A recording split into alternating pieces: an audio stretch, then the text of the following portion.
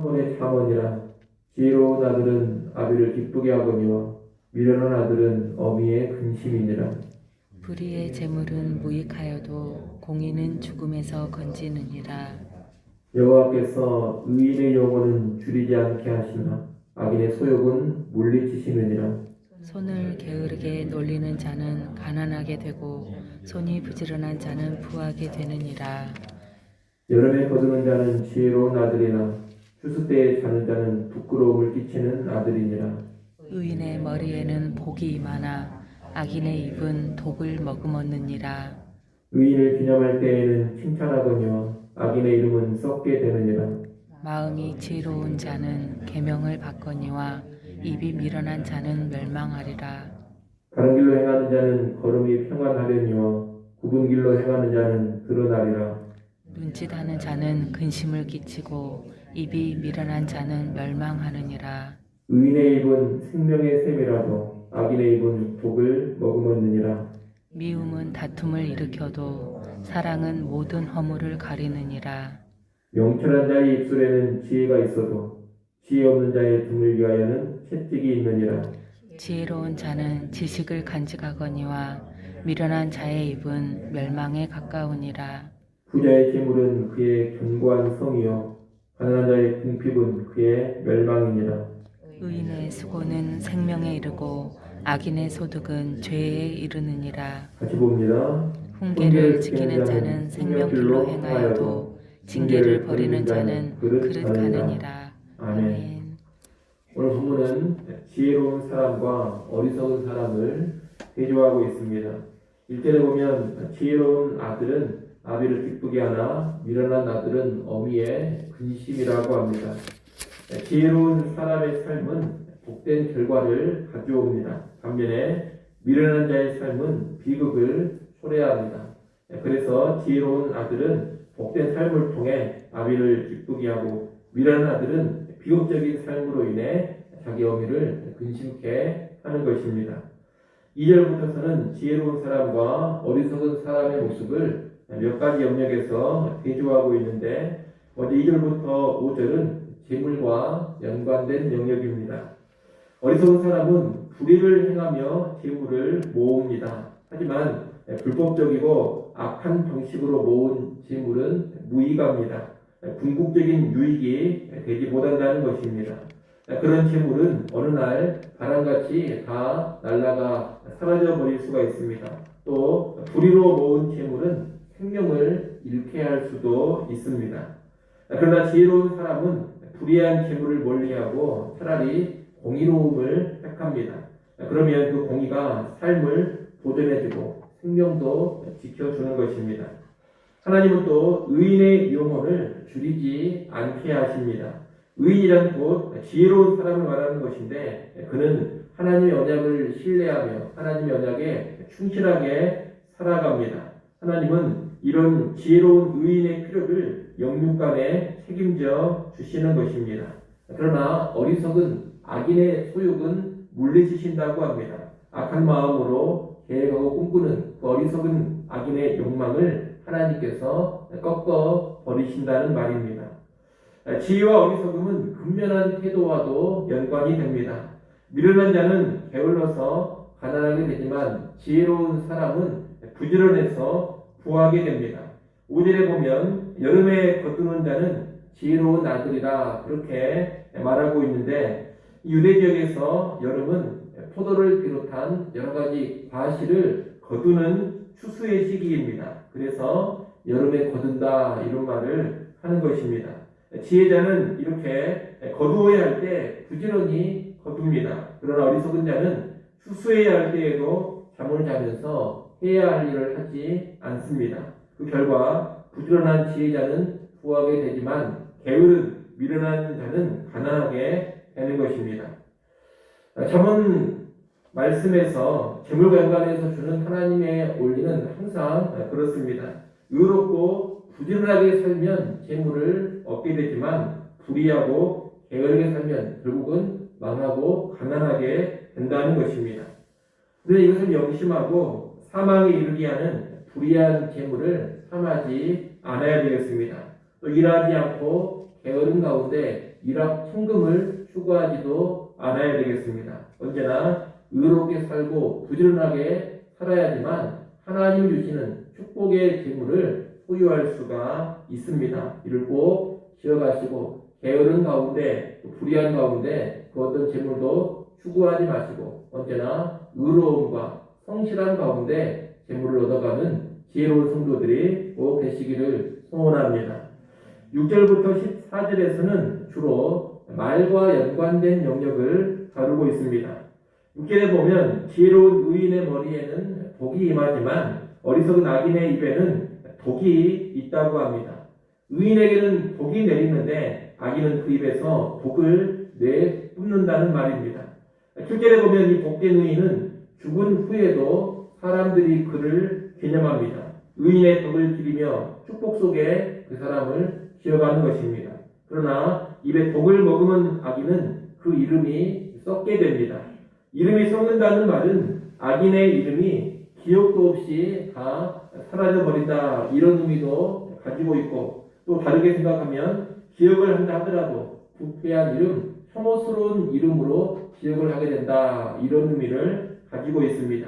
의인과 악인은 살아 생전의 삶뿐만이 아니라 죽은 후에도 이런 현격한 차이가 있다는 것입니다.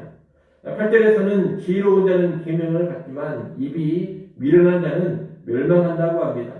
지혜로운 사람은 하나님의 계명 앞에 입을 다물고 겸손하게 그 계명을 받습니다. 그러나 미련한 자는 교만한 말을 내뱉으면서 하나님의 계명의 가르침을 거부합니다. 그 결과 멸망당하게 됩니다. 계명을 받는 의인은 바른 길로 행하면서 평안을 누립니다. 하지만 계명을 거부하는 악인은 굽은 길로 행합니다. 굽은 길로 행하면서 그 악함과 죄악이 결국 다 드러나게 되고 심판을 받게 된다는 것입니다. 10절로 14절에 있는 말씀들도 우리는 말과 연관해서 이해해 볼 수가 있겠습니다. 10절은 어리석은 악인은 눈짓을 하며 속이는 말을 하고 미련한 말을 하다가 망함을 말하고 있습니다. 또 11절은 의인의 입술은 생명수가 같아서 사람을 살리는 말을 하지만 악인의 입술은 독을 머금고서 죽이는 말을 한다는 것을 말합니다. 악인은 또 미움이 가득해서 다툼을 일으키는 말과 다툼을 일으키는 행동을 하고 다닙니다. 그러나 의인은 사랑이 가득해서 모든 허물을 가립니다. 다시 말해 의인은 사람 가운데 허물을 들쑤시고 다니는 그런 일을 하지 않는다는 겁니다. 명철한 의인은 또 늘 지혜로운 말을 하지만 어리석은 악인은 늘 그릇 행합니다. 그래서 악인은 징벌하는 채찍을 맞게 됩니다. 또 지혜로운 사람은 지식을 간직하고 그 입에서 유익한 지식이 흘러나오지만 미루는 자는 지식이 없어서 할 말과 하지 말아야 할 말을 제대로 분별해내지 못하고 이 말 저 말 떠들어대다 멸망에 이르고 만다는 것을 14절에서 말합니다. 여러분 이렇게 의인과 악인, 다시 말하면 지혜로운 사람과 어리석은 사람은 어디에서 큰 차이가 나느냐? 입술의 말에서 아주 큰 차이가 납니다. 의인은 살리는 말, 사랑의 말, 겸손한 말, 정직한 말, 지식이 있는 말을 합니다. 그러나 악인은 죽이는 말, 미움과 다툼의 말, 교만한 말, 거짓된 말, 지식 없는 무분별한 말을 하고 다닙니다. 그 입술의 결과로 의인은 복을 받고 살게 되지만 악인은 저주를 받아 멸망하게 되는 겁니다. 여러분 그래서 이 말이라는 것이 정말로 중요합니다. 말은 마음을 반영하는 것이고 내가 어떠한 사람인지를 외적으로 드러내는 것입니다. 그렇기 때문에 내가 누구인지 내 마음 상태가 어떠한지를 알기 원한다면 내가 하는 말을 잘 살펴보면 알 수가 있습니다. 다른 사람을 평가할 때도 마찬가지입니다. 사람의 내면, 그 속을 우리가 제대로 파악할 수는 없을 것입니다. 하지만 그가 하는 말을 보면서 그 사람이 어떤 사람인지를 우리는 대충 파악할 수가 있는 것입니다. 그렇기 때문에 말이라는 것이 아주 중요하고 사람을 판단하는 핵심적인 기준이 된다는 것을 우리는 꼭 기억을 해야 되겠습니다. 그런 맥락에서 여러분 언제나 언어 생활에 깨어있기를 바랍니다. 오늘 잠언에서 가르쳐 주는 것처럼 지혜로운 사람의 입술이 되시고 의로운 사람의 말을 할 수 있기를 바랍니다. 내 말은 언제나 진실한 말이 되게 하시고 겸손한 말이 되게 하시고 신령한 지식이 있는 그런 말이 되게 하십시오. 또 언제나 사람을 살리는 그 생명의 말을 할 수 있기를 바랍니다. 그래서 그 말을 통하여서 축복의 길로 나아가고 생명의 길로 나아가는 우리 모두가 꼭 될 수 있기를 간절히 바랍니다.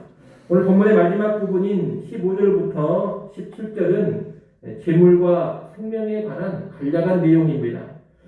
부자의 재산은 견고한 성이고 가난한 자들의 궁핍은 파멸이다. 그렇게 15절에서 말하고 있습니다. 여기서 말하는 부자는 의롭고 금련한 부자입니다. 그리고 가난한 자는 어리석고 게으른 가난한 사람입니다. 이런 바람직한 부자의 재산은 든든한 보호막과 힘이 됩니다. 하나님이 주신 재물이 긍정적인 효과를 나타내는 겁니다. 하지만 어리석고 게을러서 가난하게 된 자들의 궁핍은 파멸에 이르게 합니다. 단순히 궁핍에서 파멸에 이르는 것이 아닙니다. 어리석고 게으른 사람이기 때문에 파멸에 이르는 것입니다. 어리석고 게으른 사람들은 세상을 나약하게 살아가고 아주 무기력하게 살아갑니다. 그리고 그릇된 유혹에도 쉽게 빠져듭니다. 그 결과로 파멸당하고 마는 것입니다. 16절에서는 의인의 수고는 생명에 이르고 악인의 소득은 죄에 이른다고 합니다. 의인이 수고하면 정당한 재산을 얻을 것입니다. 그리고 그 정당한 재산은 생명을 누리게 해줍니다. 그러나 악인이 버는 소득은 죄를 쌓는 것에 지나지 않고 형벌을 받을 일에 지나지 않습니다. 어리석고 가난한 자들의 궁핍만 파멸에 이르는 것이 아닙니다. 악인은 재물을 모은다 하더라도 그 모은 재물 속에서 파멸에 빠지고 마는 것입니다. 그래서 우리는 다시 한번 의롭고 성실하게 살아야 함을 배우게 됩니다. 의롭고 성실하게 살면 하나님께서 필요한 재물을 주십니다. 부하게 하시기도 합니다. 그리고 그런 재물과 부유함은 우리를 든든하게 해주고 생명을 더 풍성하게 누리게 해줄 것입니다. 하지만 게으르게 살거나 악하게 살면 가난해져서 망하기도 하고 재물을 얻더라도 망하게 됩니다. 여하튼 망하게 된다는 겁니다. 게으르게 살고 악하게 살면 가난을 통해서도 망하고 부를 통해서도 망한다. 이것이 하나님이 가르쳐 주시는 원리입니다. 그러나 여러분, 우리는 늘 이 땅을 살아가면서 이 잠언에서 주는 훈계를 잘 받아서 지켜 생명길로 가야 되겠습니다. 그러지 못하고 이렇게 교훈을 줌에도 불구하고 또 징계를 하나님이 내리심에도 불구하고 이런 것을 무시하고 살아가면 그릇 행하여 망하게 되고 말 것입니다. 그래서 17절에서 마지막으로 이야기를 하고 있습니다. 훈계를 받아 지키면 생명길로 가지만 징계를 버리는 자는 그릇 가게 된다는 겁니다.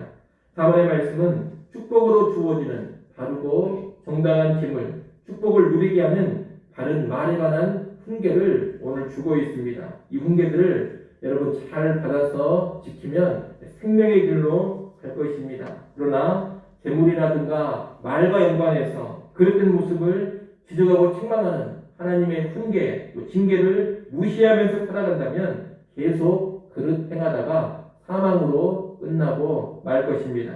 이를 명심하시고 바른 교훈을 따라 살아가시고 혹시라도 나의 그릇된 모습을 책망하고 꾸짖는 그런 말씀 앞에 서게 된다면 즉시 돌이킬 수 있기를 바랍니다. 그래서 언제나 재물에 있어서나 언어에 있어서나 생명의 길로만 나아가는 우리 모두가 될 수 있기를 간절히 축원합니다. 기도하겠습니다.